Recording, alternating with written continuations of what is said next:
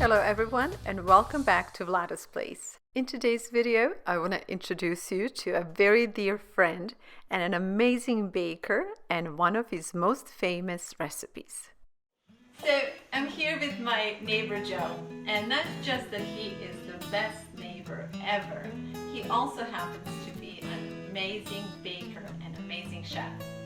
Our neighborhood knows him for his pastries, and one of the best things that he makes is his cheesecake. So we want to see how this is done so you can share this with everybody else so the mystery and the secret is finally out. Okay, we originally started with just a basic crust in a springform pan, 2 cups of graham cracker crumbs, 1 stick of butter, and a half a cup of brown sugar. That is just mixed together, put into the bottom of a pan, and put in the oven at 375 and cooked for about 8 to 10 minutes. I'm just taking the softened cream cheese and adding it to a mixing bowl. So this is a room temperature cream cheese. Room temperature. Okay. Now I'm going to crack 4 eggs, but they're going to be separated. I'm going to add the yolks to the cream cheese, and I'm going to put the whites in a separate bowl. I have to tell you that Mr. Erdman is 75 years young, and he is the main cook in our neighborhood. His table and his kitchen see the most action in a whole town. I'm going to add a teaspoon of vanilla. Teaspoon of vanilla. Oh, can we add more? Or Sure. A little bit more? Just a little. Why not? Okay. And 3/4 of a cup of sugar. very good. Okay. Make sure you beat it a good 3 or 4 minutes so it has a nice even consistency. You might want to scrape the pan once or twice just to make sure everything's incorporated. Now whip the egg whites to very stiff peaks. For whatever reason, Mr. Erdman tends to be very serious when he works, and in reality, he's not this serious at all.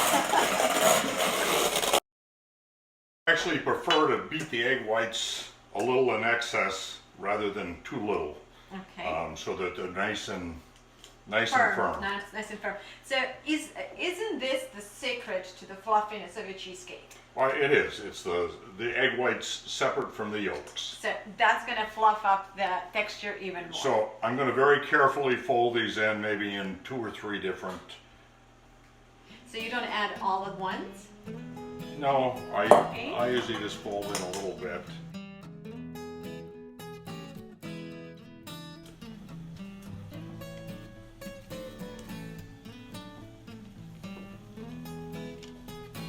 Just gently fold them and then just place into the pre-baked springform pan.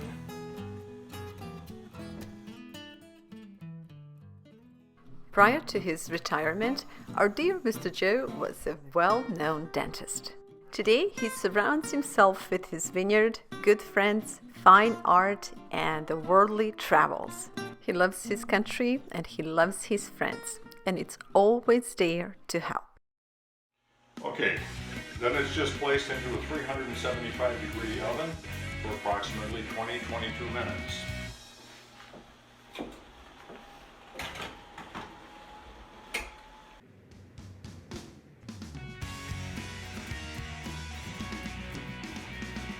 I'm going to start preparing the topping that will not be added to the cheesecake until the cheesecake has cooled for approximately a good hour.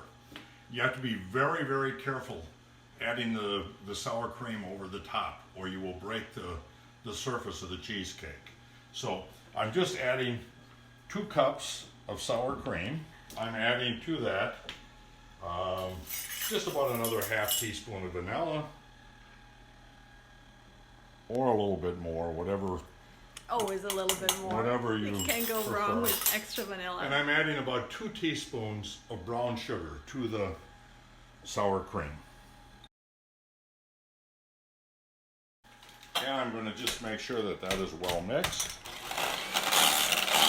This recipe is basically a St. Louis style cheesecake. You can look it up just about in any cookbook, and I think it'll pop up something similar to this or very close to it. Okay, once the cheesecake is cooled for approximately an hour, we're going to gently spoon the sour cream on the top. You have to be very careful or you can break the surface of the cheesecake. So gently apply it. This is baked at 375 for approximately 20 minutes. One of the reasons his food always tastes so amazing is because he's a perfectionist. But of course, he will never admit that. Okay, now that I put the sour cream on the top, I'm gonna just put it back in the oven at 375 for an additional 20 minutes.